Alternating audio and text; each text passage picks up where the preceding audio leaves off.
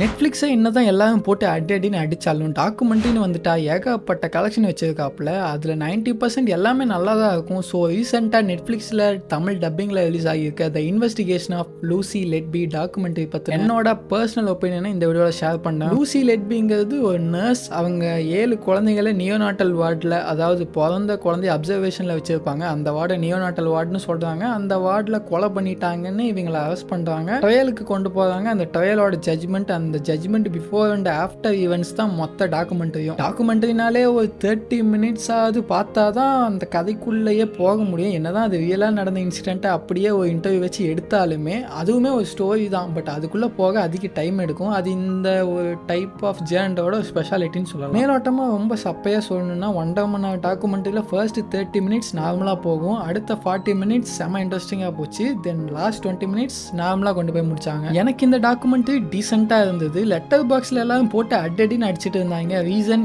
AI and other perspective.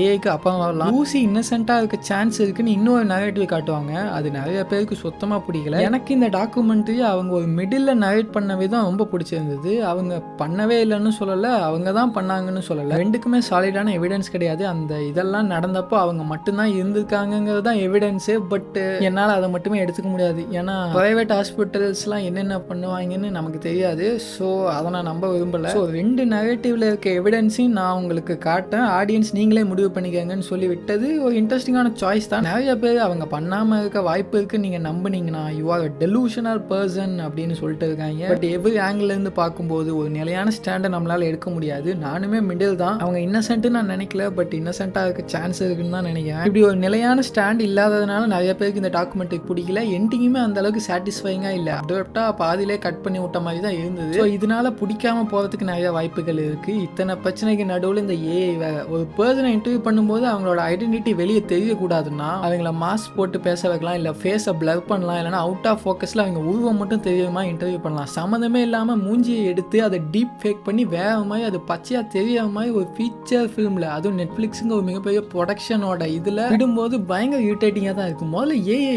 எவன்டா படத்துக்குள்ளே விட்டதுங்கிற அளவுக்கு பயங்கர இரிட்டேட்டிங்காக தான் இருந்தது. அதனாலே இந்த டாக்குமெண்ட்டுக்கு மிகப்பெரிய பேக்லாஷ் இருக்குது. ஒரு டீசெண்டான டாக்குமெண்ட்ரி, பட் ஏஐ வந்ததுனாலேயே நிறையா கொலாப்ஸ் ஆகிவிட்டது. ஸோ ஓவரால் எனக்கு ஒரு 5 out of 10ன்னு சொல்லலாம். ட்ரை பண்ணுறதுனா பண்ணலாம். இப்போ வீடியோ பிடிச்சிருந்தா லைக் பண்ணுங்கள். லெட்டர் பாக்ஸ் அக்கௌண்ட் டிஸ்கிரிப்ஷனில் இருக்குது. சேனலுக்கு அப்படியே சப்ஸ்கிரைப் பண்ணிடுங்க. So yeah, that's it for today.